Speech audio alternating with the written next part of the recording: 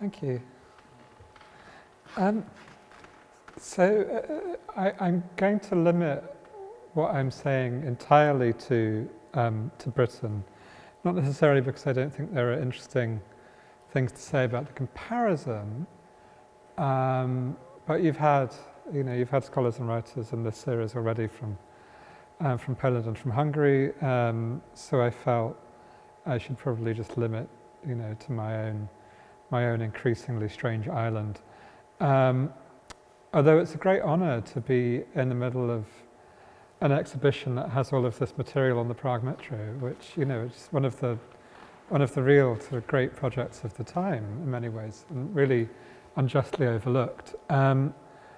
So that's a great pleasure, and I hope that if you find any of the lecture disagreeable, you can take pleasure instead in the Metro. So what I'm going to be talking about, I suppose, is about what happens when you kind of win the argument about the preservation of 20th century architecture, and then something happens that you don't necessarily expect. I guess a sort of story about what happens when you conserve something from one age and you do it in a completely different age. And one can agree or disagree about the extent to which that's actually a problem. Obviously, values and ideologies change. Buildings necessarily shouldn't be kind of tarred with the brush of those ideologies. But I think in kind of creating a very, very big gap between those, you lose a lot about what's interesting about the actual buildings, and you lose a lot about the connections between architecture and society, which I think are quite important.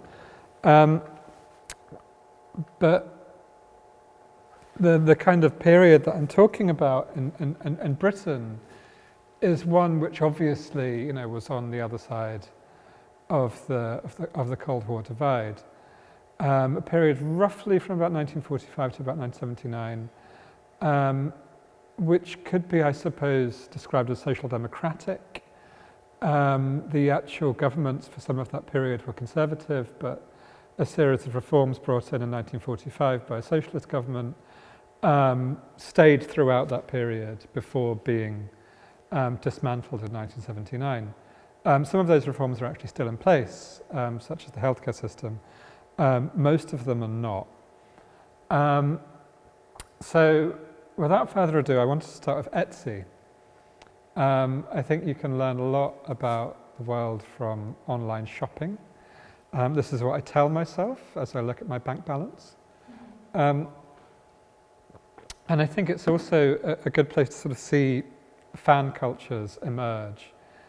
And one of the things that I think is really interesting about the preservation of post-war, particularly I'd say post-50s architecture, is that it's a fan culture. It's not, at least I think in Britain and increasingly elsewhere, it's not limited to universities, architecture scholarship, the kind of people that usually like architecture. It's a thing that's become a kind of popular phenomenon, which in a way is wonderful. If I had realized when I wrote a book about this in 2009 that all of this stuff would be very, very popular, I would have been absolutely delighted. And it has saved various buildings that were otherwise under threat. But the manner in which it's been done can be problematic in various ways. This is not particularly problematic. I don't think there's anything particularly problematic about people making little concrete models of brutalist buildings, about kind of various kinds of posters and prints, badges, endless scenes, tea towels, t-shirts. This is basically what happens just if you put brutalist architecture into Etsy. This is the first page you get. So you get fanzines about social housing estates in London, you get Yugoslav partisan monuments, you get yet more London social housing, you get an American university building, I think, down there, you get the British National Theatre and a motorway service station. You get the Nakagian Capsule Tower in Tokyo, which no longer exists. You have the Genex Tower in Belgrade, which does. So this is a very, very strange selection of things and places. Most of it British, but with very large contingents from Central and Eastern Europe, and particularly Yugoslavia, and also to a degree from the US. And it has a kind of, the stuff you can buy, it's sort of stuff you can take home and keep. It's kind of, you can have your own miniature Trellick Tower or Genex Tower. And it's sort of small batch commerce. No one's making these in thousands and thousands of units, but they'll make a couple of hundred, and they'll be bought by the sort of people that that make liking this stuff a big badge of their identity. So this is kind of what's happening now, and if you go to a lot of London museums and galleries, their shop will usually be full of this sort of stuff. The Barbican Centre in the City of London, and also the South Bank Centre in South London, have almost permanently on sale a huge quantity of brutalism stuff. So I want to establish a little bit the context for modern architecture's emergence in Britain, because it's quite unusual. It's talking about this in Prague, which was the capital of one, I think, of about 4 countries which in the 1920s were the real pioneers in modern architecture.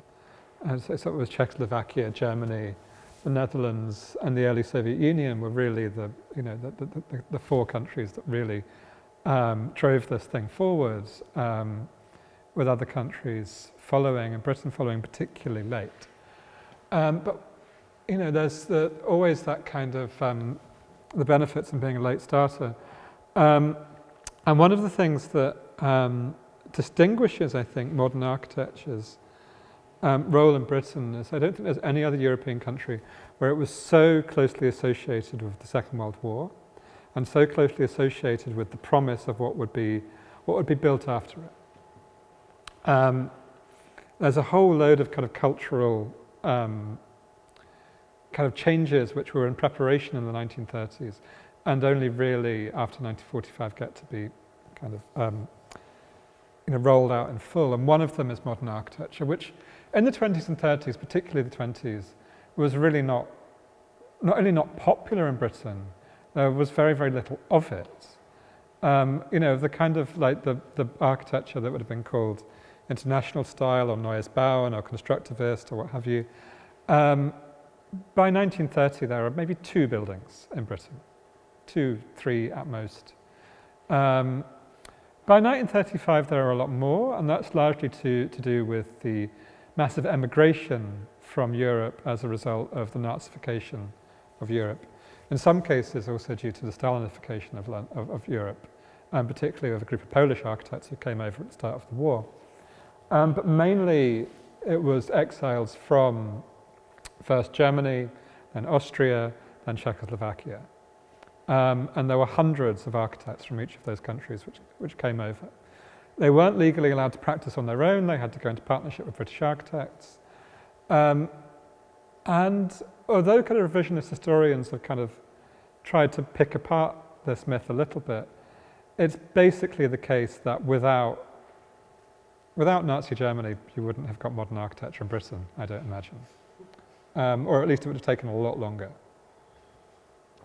And by 1941, 43 actually, I can't think of it, there are a series of posters designed by the great poster artist and graphic designer Abraham Games, called Your Britain, Fight for It Now. And I'm going to go through all 3 because I think they kind of give you the components of what sort of society people were imagining in 1945. So the first one here is specifically a protest about slum housing. In the 1940s, most of urban Britain was what had been built at the start of the Industrial Revolution in the early and middle of the 19th century, which by that point was usually severely dilapidated. And that was going to be replaced with things like Kensal House, which was a social housing block for employees of the London Gas Board, for gas workers. Got to live in these flats which were built in around 1936-37 by the architect Maxwell Fry, who was in partnership with the Bauhaus director Walter Gropius. Another poster from the series depicts a building by Gropius. One of Gropius's 3 completed buildings in Britain. This is Impington Village College, which is just on the outskirts of Cambridge. And it's one of several kind of free and comprehensive schools that were built in and around Cambridge and in Cambridgeshire in the 30s as a sort of social experiment. And this poster kind of promises that this project of universal free education will continue after the war, that we win the war and we'll all have schools like this and we'll have education like this. The most famous of the 3 posters, which led to specific condemnation from Winston Churchill, who was rather disturbed by the poster for various reasons, depicts Finsbury Health Centre, a building by the Georgian-born architect Bertold Libetkin, who travelled kind of ever westwards through Europe, working in Moscow at Hutemas, working in Warsaw at the Technical University, working for a while with Ernst Mayr in Frankfurt, then moving to Paris and building international style apartment blocks, then moving to London, where he stayed, at least in Britain, where he stayed for the rest of his life. And the Finsbury Health Centre was an attempt to kind of build the sort of so-called social condenser, which the Russian constructivists, Russian and Ukrainian and Belarusian and Azerbaijani and Georgian constructivists in the 20s, that you would have these buildings which would have various kind of social functions happening kind of at once, and they would encourage people to interact and enjoy, sort of social and communal space. Libetkin was a lifelong but never party member communist. He, I think, had seen the Soviet Union far too up close to ever actually join the Communist Party, but he remained a sympathizer for the rest of his life until he died in the 1980s. And in Britain, he's kind of a folk hero, really. There are murals of Libetkin, there's novels about Libetkin. He's probably, along with Goldfinger, who I'll come to, the most famous architect in Britain of the 20th century. So if that was what was promised in the 40s, what actually happened in the 50s and 60s and 70s was a little bit different, largely because of a major change in architectural fashion. And the word brutalist architecture, the name, the noun brutalism, comes from arguments in London's Architectural Association over the course of the 50s between architects on one hand, who tended to actually be members of the Communist Party, interestingly enough, who favoured a Swedish-style design, who favoured a kind of very informal, decorative modern architecture. Not socialist realist, but kind of Swedish, Norwegian, Danish. And younger architects who tended to be also on the political left, but certainly not in a party way, who were very interested in creating a sort of very hard line, rough, almost sort of informal modern architecture, which was called first brutalism as an insult, like a lot of the great kind of 20th century isms, and was then applied consciously as what they actually felt that they were consciously doing. They were very into, I suppose, rejecting part of the sort of 40s idea that modern architecture would kind of get rid of everything that came with the old slums and sort of sweep it away and create a kind of Brave New World style society of complete cleanliness and greenery and no streets and no pubs and so forth. The brutalists were very into streets and very into pubs. And the architects of the Park Hill estate in Sheffield, probably the sort of single most impressive of the brutalist housing estates, the brutalist social housing estates of the period, commissioned the photographer Roger Main to document street life happening around the estate. So that was considered very, very important, that you kind of incorporate all of this rather than kind of sweep it away. Most of Britain's kind of experiment in modern architecture really comes from the 60s. There was a very, very large building boom. There was a Labour government in power which wanted to build a lot and did, not always with as good results as it could have. And it was really the kind of decade in which it was attempted to kind of finally destroy the 19th century in Britain, which wasn't great if you like Victorian architecture, but was kind of, if you liked having inside toilets and plumbing, was often much more appealing. This image here is of a Penguin Special, which were a series of popular books about social issues of the day in cheap paperbacks. And it depicts as a sort of emblem of the new city coming into being, the new kind of modernist public housing that was coming into being. Another brutalist building, this one being Keeling House by the architect Dennis Lasdon, who had actually worked for Uzbekistan previously. And again, it's a building which has this sort of brutalist interest in monumentality, a certain sort of formal dissonance and angularity, rougher materials, and also with a kind of certain ideology about trying to encourage people to have a sort of social life, that the flats all kind of looked out onto each other in a common stairwell, rather than kind of being placed in a kind of long corridor, so that in theory you could, you would always know your neighbours and so forth. This moment, which goes this sort of 45 to I guess early 70s moment of enthusiasm for modern architecture, ends very, very abruptly in the mid-70s, and it becomes, with very rapid speed, probably the most unfashionable architecture that there had been, pretty much since the 19th century. It was almost universally demonized on the political right for being, degenerate and aggressive and foreign and horrible and whatnot. But also from the political left, it was very heavily criticized for being bureaucratic and anti-human and anti-environmentalist and so forth. And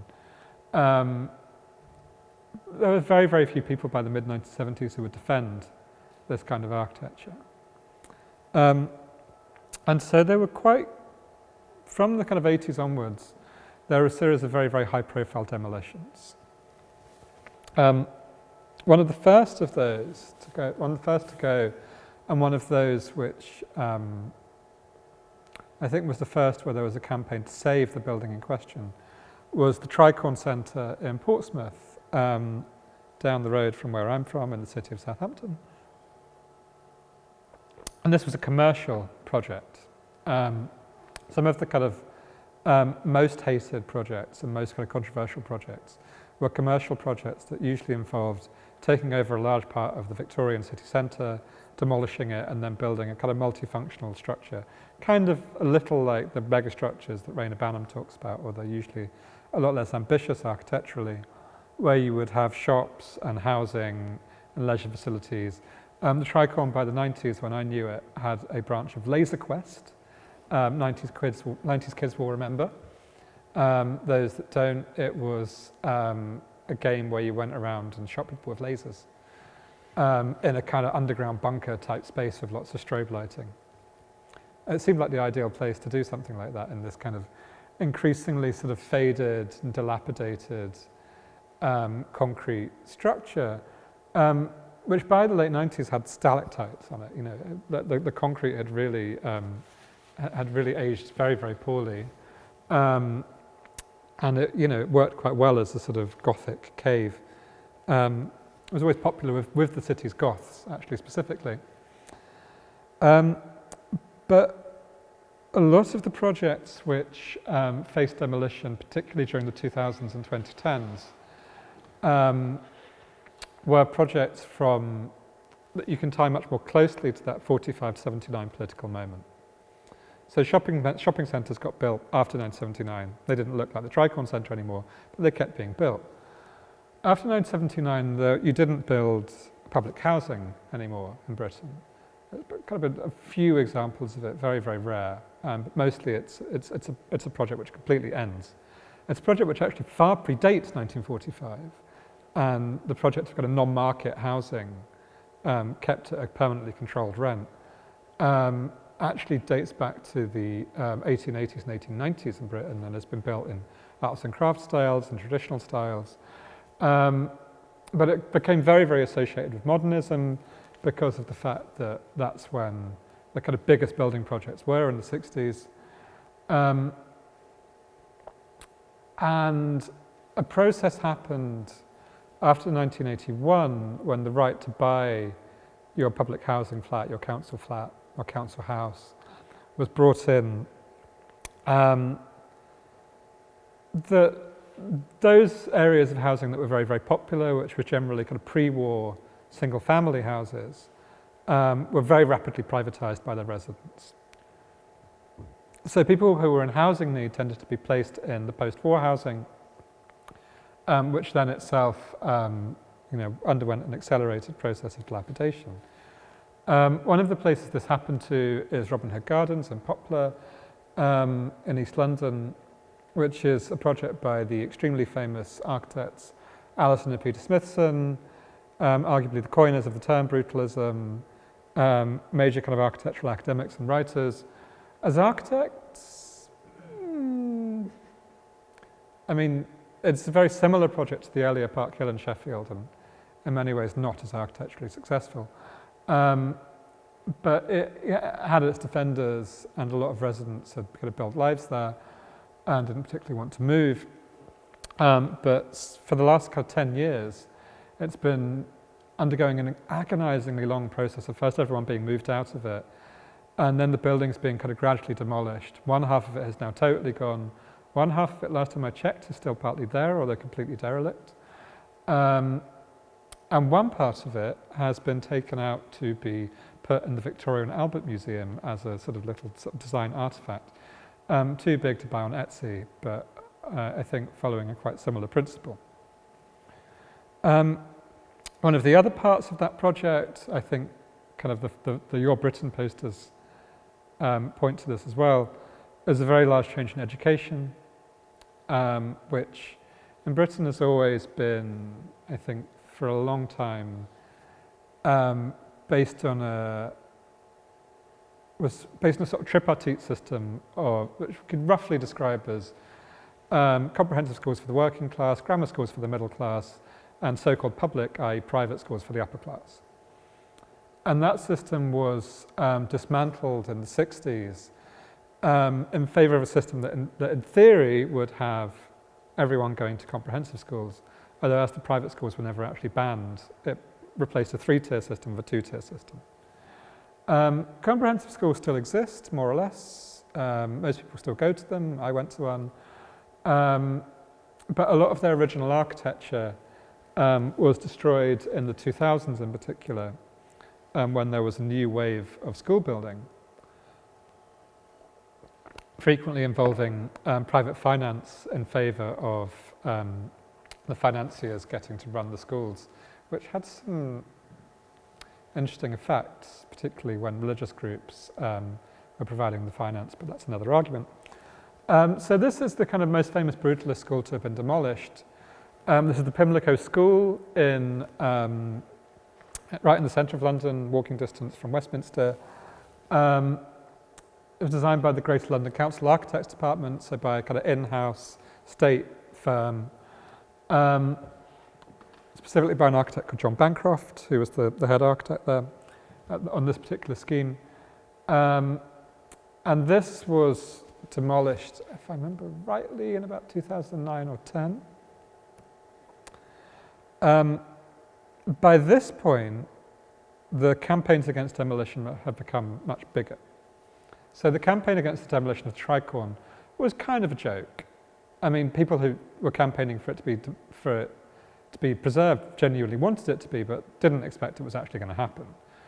It was kind of more of a, I remember it well, and it was more of a kind of art project than a real campaign, or a sort of element of sort of punk satire about it. This is Birmingham Central Library at the heart of the second city of the United Kingdom. And the proposal to demolish this in the early 2000s led to a very, very long campaign to preserve it, which actually did this time have thousands of people involved. It had the support of various kind of public bodies and charities.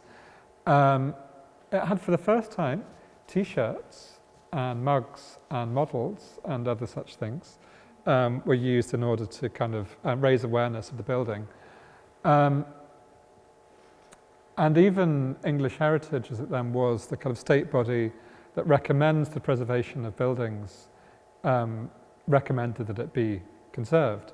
And almost all the time when English Heritage, as it is now Historic England, recommends to the government a building be listed as a monument, it is. In this case, it was actually turned down by the government.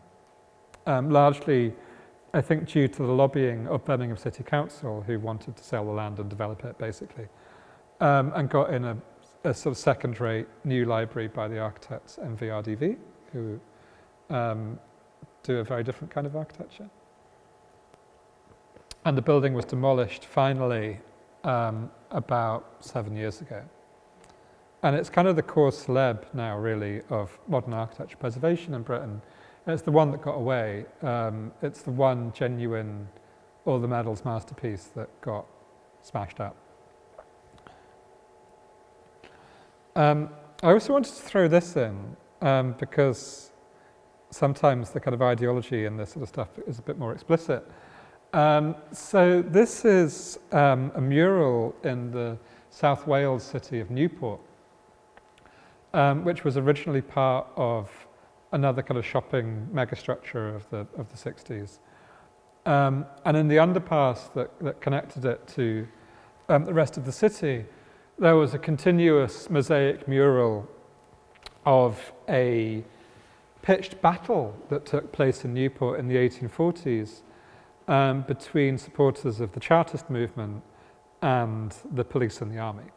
So Chartism, you can follow Chartism into normal representative democracy, you can follow it in socialism if you want, but it was a movement in the 1840s closely associated with labour movement for introducing universal suffrage and for reforming the British parliamentary system, which at that point was enormously corrupt and enormously unrepresentative, and replacing it with one in which there was one man, one vote. Unfortunately, when I say universal suffrage, it was universal male suffrage. But the Chartists kind of existed for a few years. They were enormously influential on the socialist movement and on Marx and Engels. And in Newport is one of the places where their movement kind of went into an actual kind of almost civil war-like situation, which you can see here. Here is the Chartist demonstrators being fired at by the muskets of the National Guard.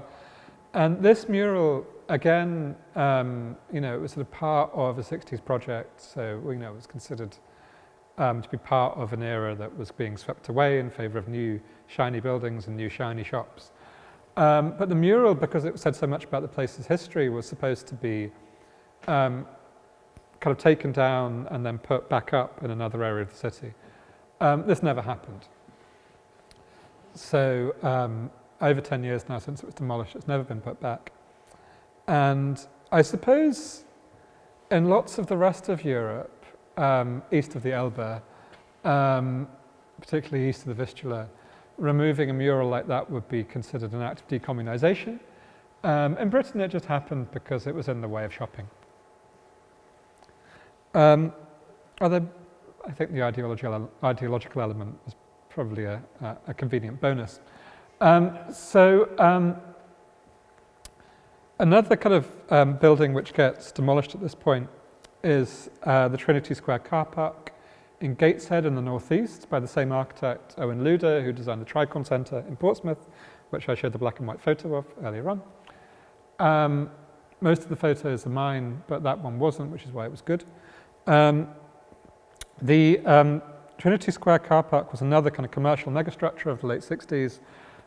It is best known for those fans of 1970s British film noir for its appearance in the film Get Carter, with Michael Caine as a puzzlingly Cockney-accented assassin from the northeast who goes back to Newcastle and Gateshead to get some revenge. It was remade with Sylvester Stallone, which was a very bad idea. But it made the building very famous, and as a piece of architecture, it was quite extraordinary anyway. And again, like with Birmingham Central Library, by the time this was demolished, it was already a cause célèbre. And before Etsy, there was already prints of it that you could buy in the art galleries of the Northeast that kind of memorialized it even before it got demolished, which it was in 2010, I think. So there, I think, is the sort of story of, this thing kind of emerges, it transforms into brutalism, it gets rejected, and what I kind of now want to talk about is the ways in which its return has had an effect on the building's use. So this is Trellick Tower in West London. It's designed by the Hungarian architect Erno Goldfinger. I think vies Vlibeckyan as the most famous 20th century British architect. In his case, partly because of his talents, which were considerable, but partly because he really annoyed Ian Fleming when he built a modernist, sort of small turrets of modernist houses for himself near where Fleming lived. So he put him into Goldfinger, took his name for the villain. Erno Goldfinger threatened to sue, at which point Fleming said that if he did sue, he would change the name of the character to Gold Prick, and at that point Goldfinger decided it wasn't worth the effort. So Goldfinger, who had trained in Paris of Auguste Perret, was, I think in terms of like the sheer kind of material quality of his buildings, was the best British architect of his time. The quality of the concrete and the woodwork and the often marble and stained glass in his buildings is the absolute highest quality. Like all of his buildings still look great even when they've been treated like shit, largely because they're very, very well built. He was also someone with a great eye for publicity. One of two high-rise towers he designed, Balfron Tower, he moved into for a couple of months before moving back to the house he had designed in much leafier Hampstead. And in Trellick Tower, he kept his office in the building until the end of his life. So he was kind of at the building, every day. The building kind of fell into various forms of sort of decline and disrepair quite soon after being built in the 70s. It was described by the tabloid The Sun as the Tower of Terror. And in the 1990s, it was subject to what Jane Jacobs calls unslumming. The residents of Trellick Tower had significantly stabilised. A lot of the residents were quite elderly, and they had lobbied for a long time for the council who owned the building and who maintained it, the local authority, to have a concierge on the ground floor so they could keep an eye on who came in and who came out. And they finally got that, and the building since then has been very, very successful. It's still, I think, about 85% local authority housing, which, given that you can sell a flat here for £1 million, means that people are not taking advantage of right to buy because they like living here. You could make a lot of money by leaving Trellick Tower. But the 15% or so of flats that sell on the open market have sold in some cases for £1 million. For a long time in Britain, you could only buy a concrete, because it was impossible to insure concrete multi-storey housing, you had to buy them in cash. So someone did buy in the 2000s a flat in Trellick Tower for £1 million in cash, which is impressively kind of gangster-like. There's a long rumour that one of the flats was bought by Damon Albarn from Blur, but this is also a rumour about another building, which I'll come to in a second. So Trellick Tower appears on loads and loads of mugs. I own one of them. All of this is just having a go at myself when I talk about the consumerism stuff. And it sort of appears on all of this sort of, in about sort of 2012, thereabouts, it starts to appear on things. It starts to appear on kind of promotional mugs, t-shirts, and particularly tea towels. These by a design company called People Will Always Need Plates. Keeling House, which you saw earlier on that Penguin Special cover, the tower rising above red brick tenements, was actually fully privatized in the late 2000s. The local authority who owned it, Tower Hamlets, sold it to developers. The mainly elderly residents, who by that point quite liked it, had to leave. And since then, flats have been sold on the open market, again, allegedly to various kind of rock stars and celebrities. Whether this is true, I don't know. One place that you can buy flats like this is a website that we have called The Modern House, which is, again, a sort of bit of a cult in a way. They recently had to lay off some staff due to a slight financial decline, and this was like a headline story in the Guardian newspaper, as if it was this important that The Modern House were, facing some minor financial difficulties. So it's an estate agent which caters almost entirely for 20th century modern houses. And when they can be sold, for 20th century formerly public housing. And this is a listing they had for a while ago of Keeling House. And here you can see the furniture has been chosen to be completely in keeping with the original building. This one doesn't have a price on, but it wouldn't have been cheap. Here's some more examples of the sort of increasing kind of popular consumer cult over brutalist architecture. This is by a group of designers called Zupa, who are partly from Poland, partly from Britain, and they've done various kind of locations, but started off with cardboard models of famous brutalist, mostly housing buildings that you could make at home on a rainy day.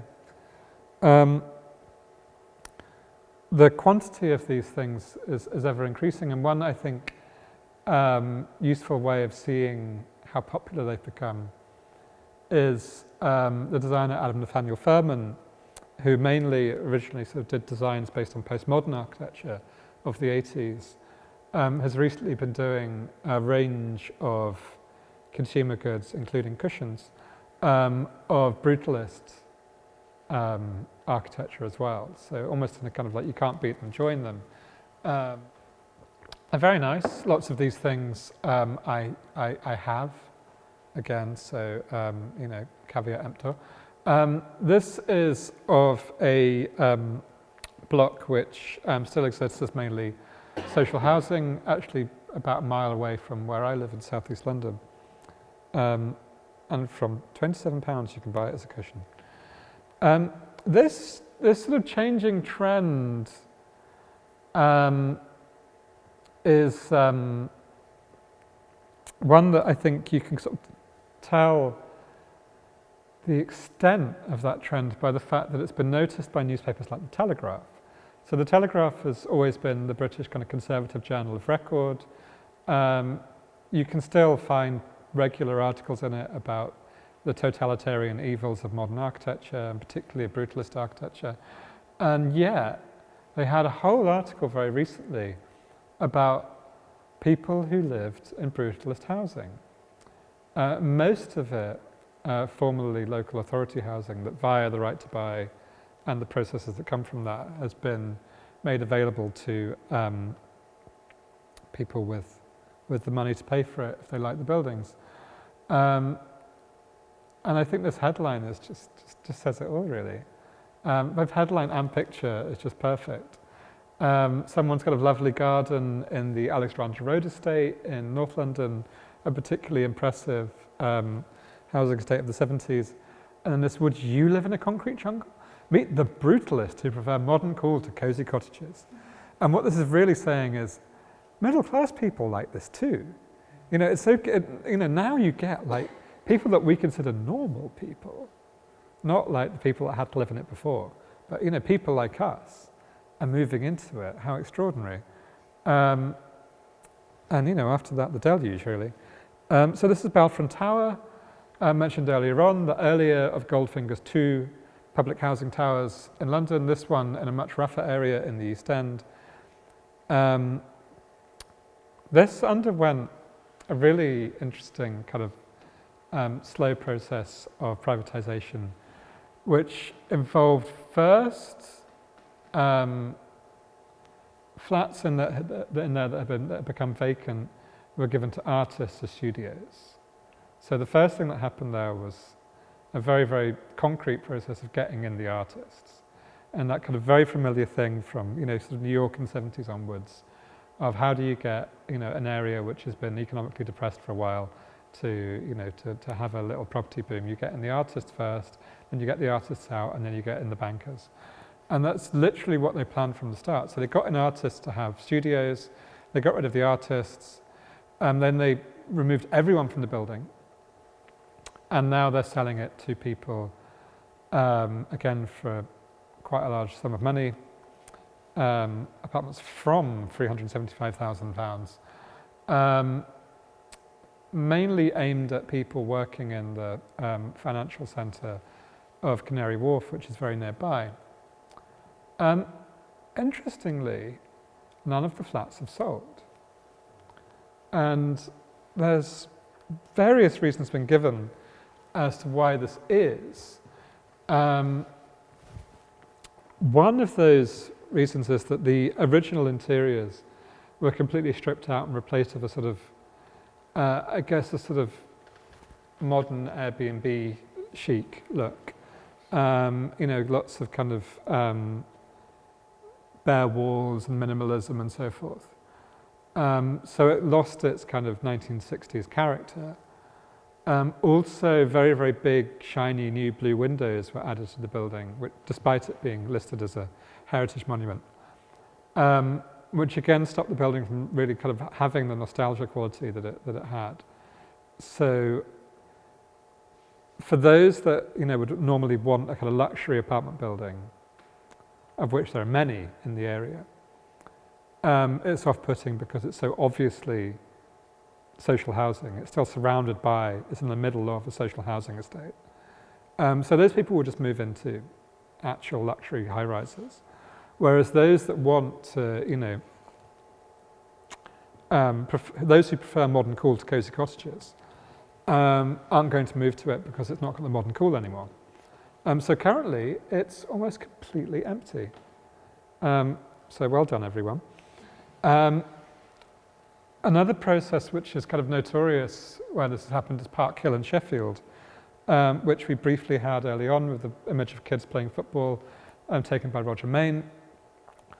And Park Hill is midway through a very long process, again, of privatisation, where in the first phase, the transformation of the building was so radical that everything was taken out except for the concrete frame.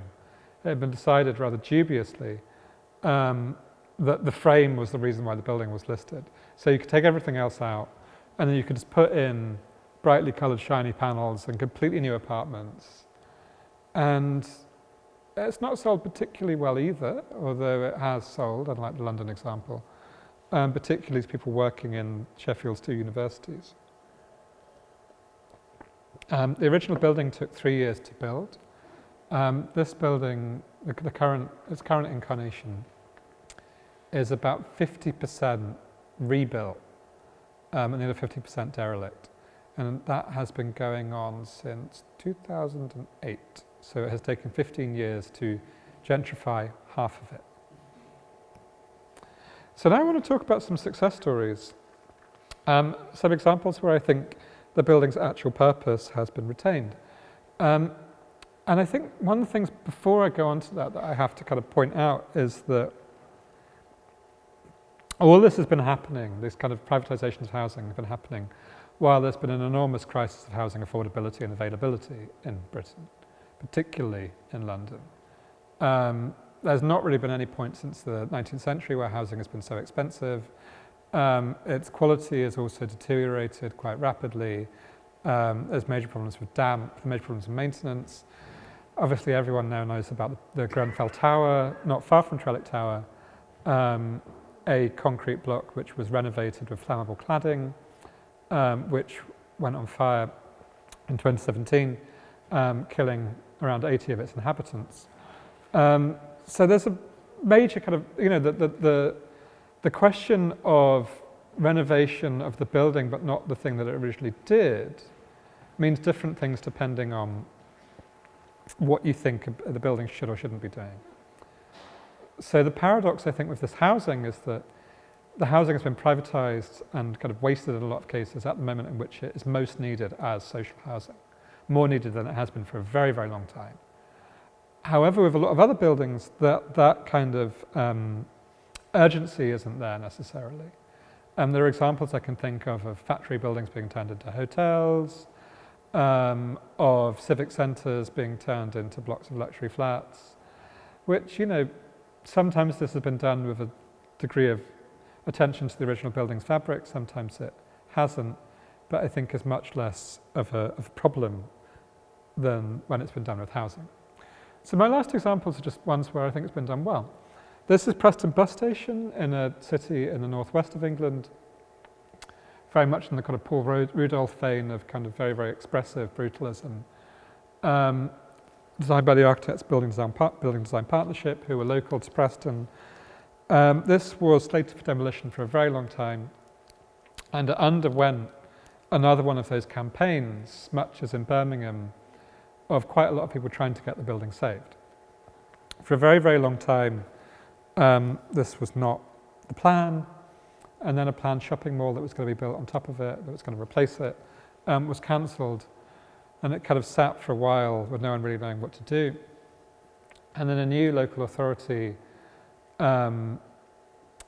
committed to what they call community wealth building, took over and started kind of renovating older buildings within the city and trying to find new uses for them and trying to kind of bring kind of, I guess, a sort of local businesses rather than a kind of appeal to sort of international shopping chains and so forth as the driver for the city's economic development.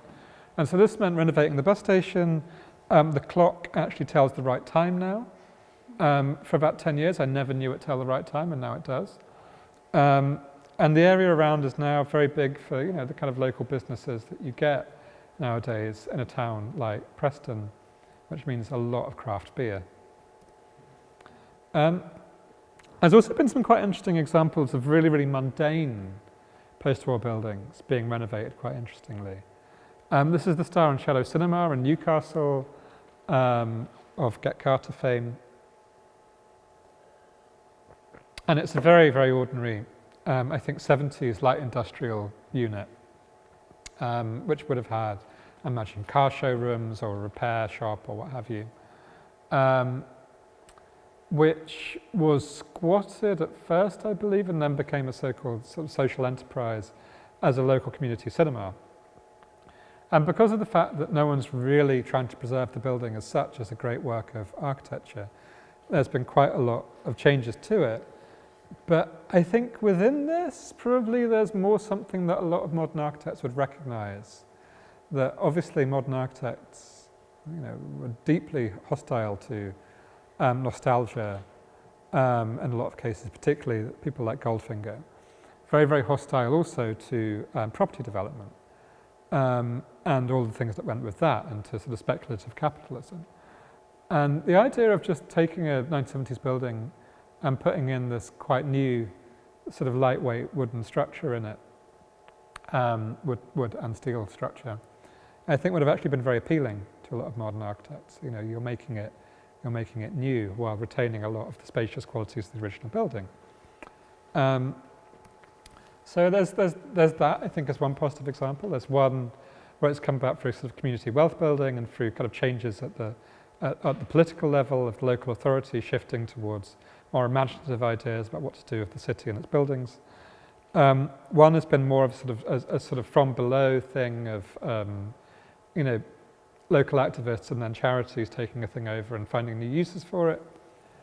And And here I think there's an example which I like just because it's particularly mundane.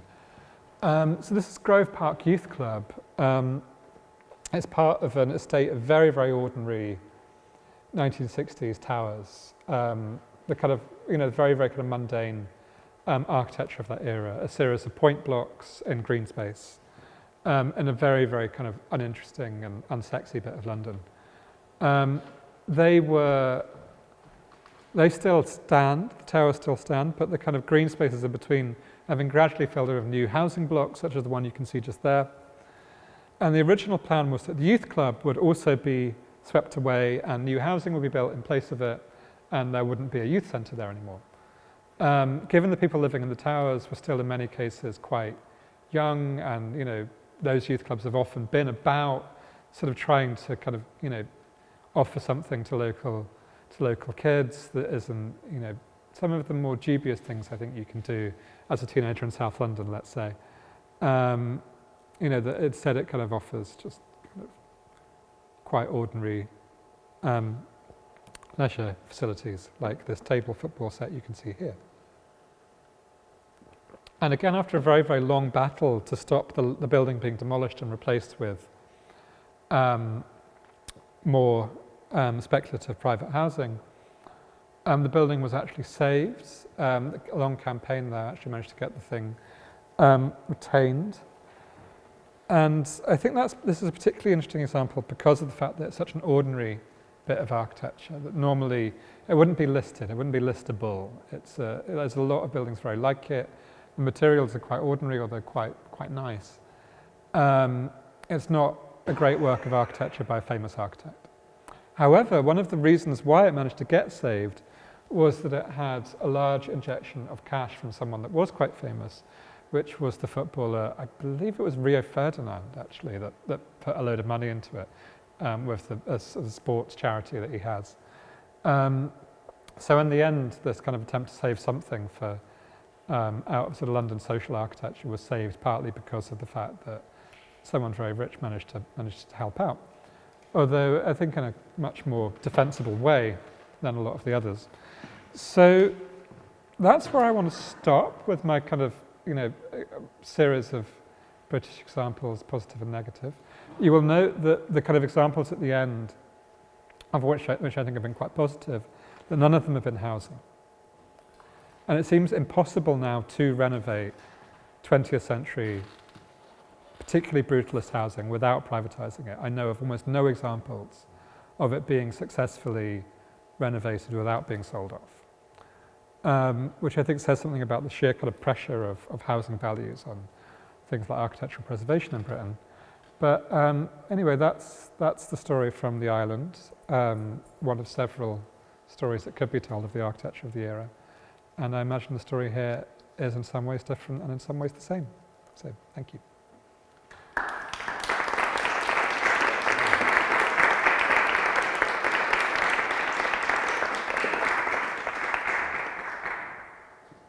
So, if anyone has questions, go for it. Okay, then I have a question. So I think you are one of the only lecturer or speaker from Western Europe. So, but basically it means, or what you said was that the postmodern architecture was, let's say, in the early 2000 something, had the same understanding or perception as basically anywhere in the world, because it seemed as ugly and non-human and non-environmentalist and so on. Was it, and I always thought that in the case of the Eastern Europe, it was the heritage of the regime that it was built in the totalitarian era, but that's not the case of the Britain. So, so is it just because they are ugly, or is it because it was somehow related to this social state which was not totalitarian but was related to the, I don't know, like social housing where the poor people lived? Yeah, I mean, you can't kind of make one-to-one kind of direct connections, because before 1945 especially, but even after 1945, a lot of the social housing that gets built is fairly kind of traditional and pretty and often sort of Scandinavian style. But yeah, that is what happens. And it gets described as Stalinist, in Britain as much as everywhere else. And sometimes that points to the politics of the people involved. I mean, both Goldfinger and Lebetkin were fellow travellers of the Communist Party. So it wasn't completely outlandish. But most of it was, just sort of the ordinary housing of a social democratic state. It wasn't necessarily connected to anything anything further left or anything more authoritarian. But I think there is something about, as soon as you start building kind of large, repetitive buildings out of very aggressive materials, people are going to react in that way, I think, a lot of the time. And particularly also because a lot of that architecture, wherever it was based on a kind of egalitarianism. The whole point of so much of this building is that there's no front and back, there's no flats that are better than the others, there's no penthouses, there's no kind of, it's a very egalitarian way of building, and most of it that was built in Britain was built as part of a council housing programme that took a load of housing out of the private market and just acted as a completely parallel system in which normal kind of capitalist relations didn't really take place. So, I think on the whole it wasn't Stalinist in the UK, but it was socialist. So that connection between that and the politics, I think, is not that surprising.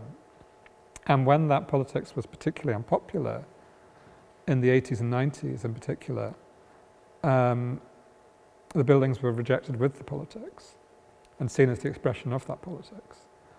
And I think a lot of the kind of Etsy stuff that I started off with comes out of a nostalgia for that era, not just of its architecture. It comes out of a nostalgia for the idea that the state would provide housing, that you wouldn't have to rely on landlords and so forth, and that you could get a flat and live in it for your whole life, and it would be quite decent, and it would be rent controlled, and you could have it forever. That's very, very hard to imagine now. And I think people, particularly younger people, are very nostalgic for it. So I think it is quite closely linked to the politics, but that politics has been sort of rebranded a little bit, that rather than, in the 80s people saw the politics, even if they were on the left, and saw it as Stalinist or statist.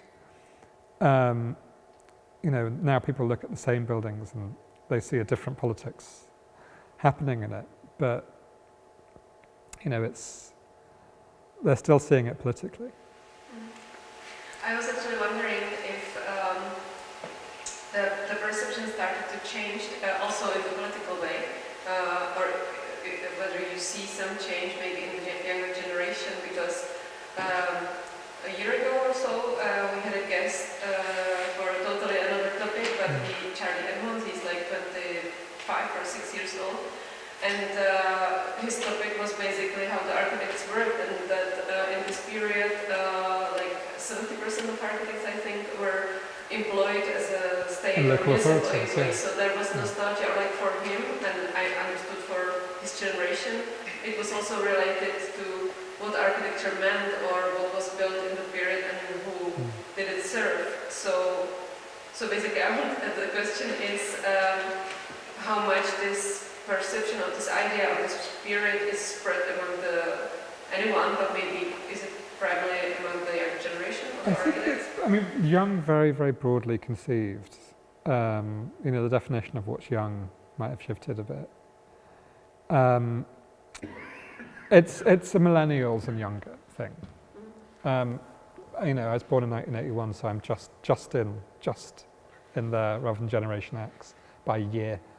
And yeah, it's very much a millennial thing, and similarly, I think, goes alongside the fact that in the US and the UK, millennials have tended to identify with some form of socialism politically, which they interpret in a way that may or may not be recognized by others, but that's very much, I think, the thing that's happening. And I think that may or may not be the case of people that are much younger. I think there's much more interested in postmodern aesthetics among like very young people. Like there's a lot of pink around, pink and pastel blue, and I think there's probably there's a little bit less interest in kind of moody 60s chic in like the really young, like like my niece who's 20, she wouldn't be into this sort of stuff. She'd be into something much pinker. But that also tracks, like you can connect it to politics, and I'm inclined to, but you can also connect it with fashion. The fashion cycle always goes along like that. There's never been any style of architecture that, to my knowledge, that hasn't gone through a period of first being really popular, being incredibly unfashionable, then having a period where it's just kind of forgotten, and then having a period where it becomes fashionable again. And that happens with everything. It's currently happening in postmodernism, and I think it will happen with the kind of shiny architecture of the 2000s and 2010s. In 20 years' time, people will think that's really cool, and I will be totally baffled by it. And that's just the way that sort of stuff goes. I think when it happens, there comes a point in which those buildings then just become part of heritage, just part of normal heritage, and they're no longer a part of controversy. And that hasn't happened yet with post-war architecture. Like it's still controversial, even though it's now part of heritage culture as well. But yeah, I think it's definitely, age is a big part of it. I know very few people in their 50s or 60s who like this stuff. And mostly they're architects. Before we go, may I try to stare this still? Well, you're ending on this relatively gloomy, if I understood you correctly, the observation that no brutalist house was actually protected or renovated without being advertised. Correct. Apart from there's one private estate, the Barbican, which has been renovated without its use changing as such, but otherwise, yeah. So, like, what I mean is, if it was renovated to for the proper conservation standards, without it changing into private housing, and I don't know of any examples in Britain. They've either been renovated in such a way that the original fabric is kind of unrecognizable, so there'll be cladding or there'll be render, or it's renovated as a great brutalist icon and then sold to people on the Modern House website. But still, if I push you into more speculative, let's say, mode of thinking, what would be like the ideal program or process you would maybe envision if you are in charge? Yeah, I think it very much depends on the building. I think with your ordinary kind of, particularly kind of large panel modern housing of the era, I don't think you need to conserve it in all of its original fabric. I think they should be conserved because they do something useful that we need as a society. But I see no reason why they shouldn't be painted pink, if that's what people want. Whereas something like Trellick Tower or Park Hill, you are dealing with something where the fabric of it really, really matters. And I just don't, I can think of private examples where they've done it well, so it shows that it's possible to do it. That specifically the Barbican, which has always been a kind of luxurious brutalist housing complex. It's been renovated in such a way that it's completely kind of, in keeping with its original architectural, ethos and materials. But with the local authority who's going to be doing this most of the time, they lack two things, one of which is money. That local authorities just simply have less money than they used to, for various reasons. In Britain, mainly because they used to raise a lot of money through business taxes, the amount of which was capped at a certain level, so they couldn't raise more than a certain level. So they, you could have a lot of the buildings I've shown are right next to businesses that, international finance, that they could tax quite heavily and get loads of money, but they can't do it legally. And the other thing that they lack is expertise. That those kind of days in which you'd have 70% of architects would work for a local authority, very few architects now work for local authorities, and they no longer have, they not only don't have the money and the infrastructure to do it anymore, they no longer have anyone in-house who knows what they're doing. And there's been attempts to kind of try and change that. There have been some architects that have been sort of gone into local authorities and tried to change things, but mostly this is very much the case. So it's just so much easier, even without getting into the kind of pressure that they'll be feeling from, I think, from the government and from their kind of financial situation. There's an enormous kind of incentive to just get rid of it. This is just far too difficult for us to do. And sometimes they just get rid of it because they just want to get rid of it. But sometimes it really is genuinely difficult. Like Park Hill is a really great example of that. Like Park Hill totally could have been renovated without moving anyone out as something close to its original architectural form, as was being done at the Barbican at the same time. But the idea that Sheffield City Council could have done that with their money and their resources, it would have been interesting to see them try, but I very much doubt they would have found it easy.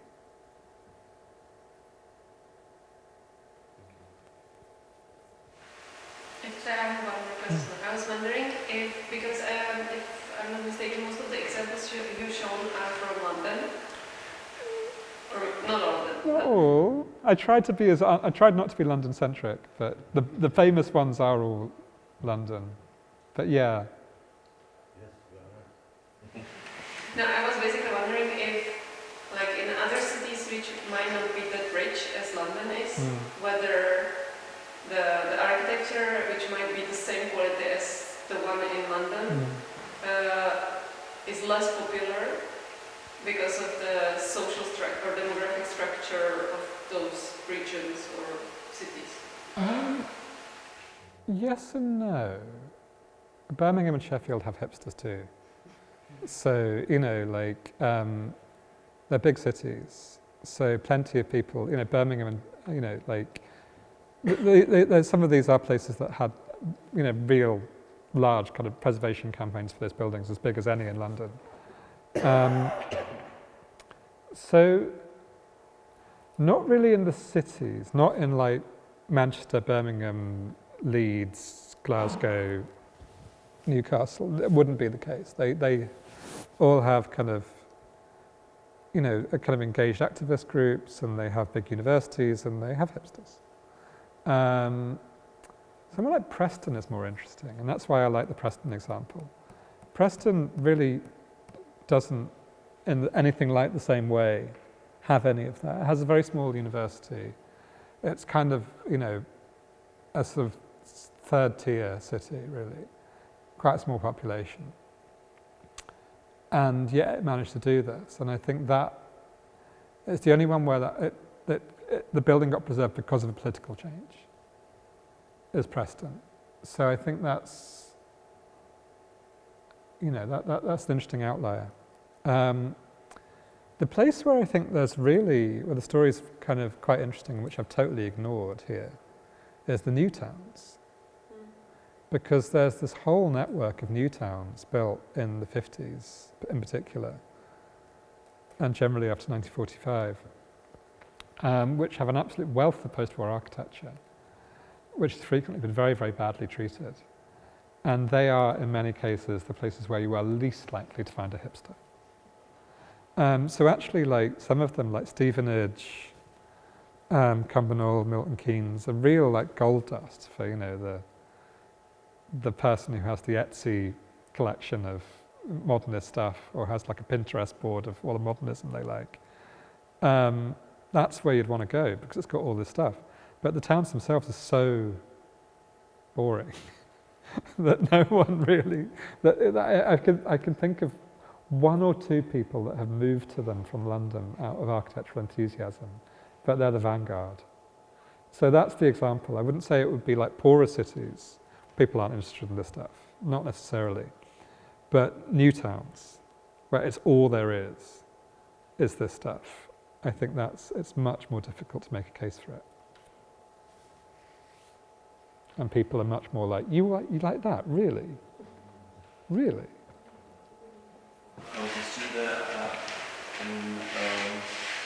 During the last year, how the opinion of the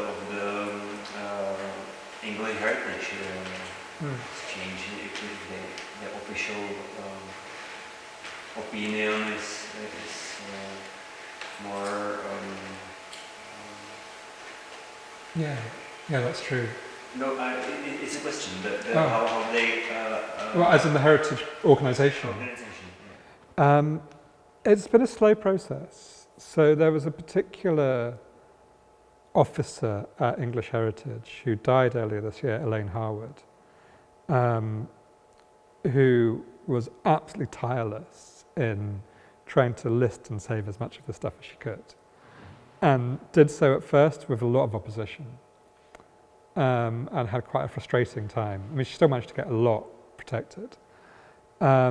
And then a couple of years ago, they did a whole, on Historic England as it now is on their website, they did a whole section on post-war architecture.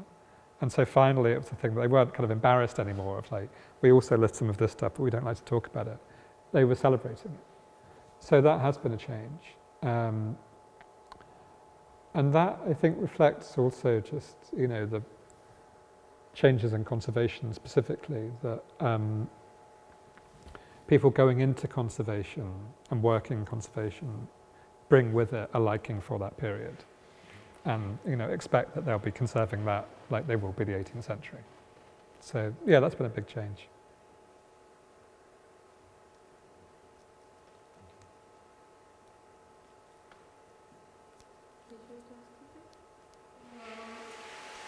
I don't know if it was already answered, but is there an attempt to find funds to revive these buildings, or how easy it is because is there an attempt to find funds to revive these buildings, or is there just not enough? I can't really hear you, unfortunately. If there's an attempt to find funds to revive these buildings, or how easy it is to find funds to revive these buildings. Oh yeah. Yeah, I mean,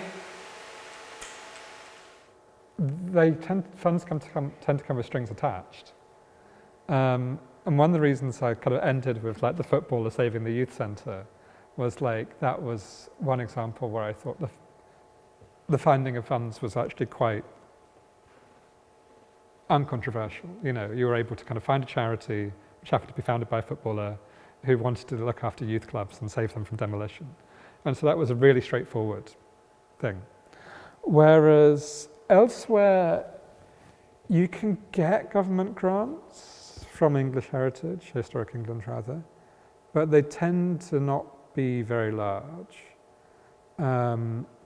So you can kind of do it to a certain degree with public finance, but a lot of the time, people will go, for more complicated schemes, people will go to developers.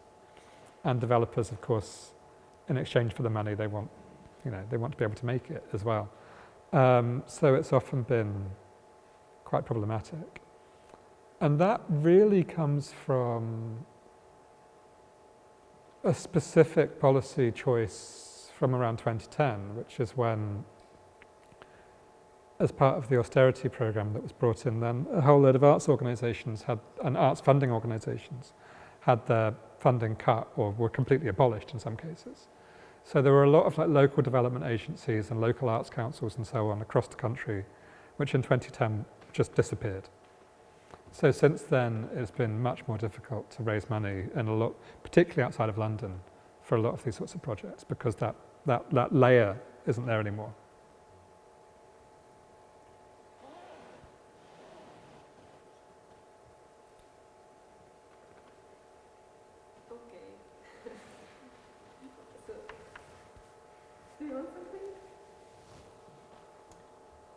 Missed the ending, so. Do you want to repeat that? The ending was about footballers. Just one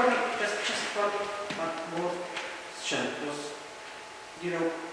when it comes to an argument of preserving buildings, the usual in Czech Republic is quite normal that the common opinion is that the people, the common people, in the 60s and the 70s, disliked the elite. And I'm not really concerned about, it was a part of the propaganda of the 90s, or probably of the 80s in Britain, that these people are told that these buildings are ugly. And that's a tricky question because I think that we don't know that much about common people's opinion of that time. We don't have the sources to find. So do you think, do the people, well, it's a two-part question, of course, do the people, the common people, like the socialism, apart from the higher standard which they for sure appreciate it, and the public buildings, like theaters and all this stuff. Did the common people, do we know how the common people concerns it? Yeah, that's an interesting question. So there were scattered surveys, scattered consultations, but there's nothing systematic. One of the most interesting projects, particularly of housing, was done between the 70s and the 90s by the artist Stephen Willets, and he had a load of projects of interviews with people living in modernist housing projects. And it was generally very mixed. People had all sorts of opinions. Some were very positive, some were very negative, most were pretty indifferent. Most, I think, it was just purely a kind of facilities thing. That like, it's nice, you get a nice view, it works. And if it doesn't, the particular problem is that it leaks, it's damp, and all of that sort of stuff. In terms of the aesthetics, I think with most people it's come and gone like fashion has come and gone.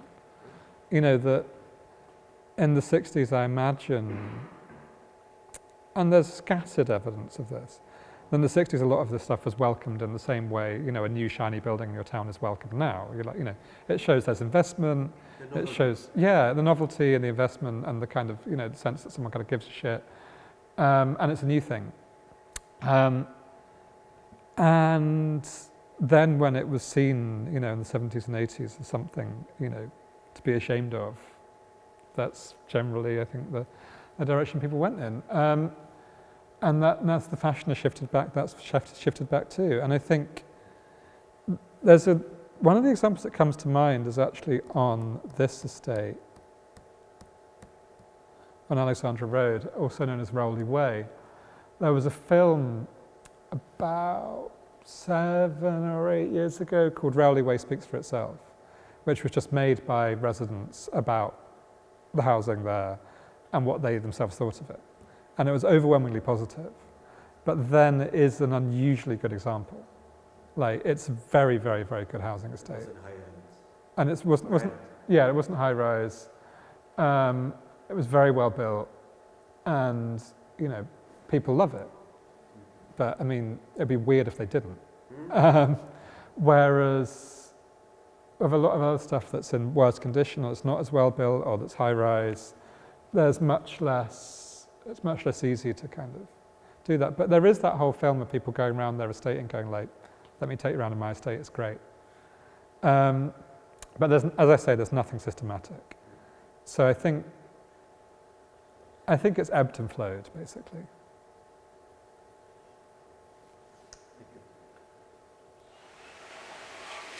Okay, I close it. And if anyone wants to ask anything else, you have to go to grab a beer with us. So thank you very much all for coming, and especially Owen for coming from London. All right, and I'll suggest going to Warsaw.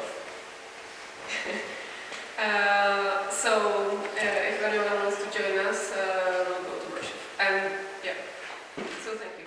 Thank you.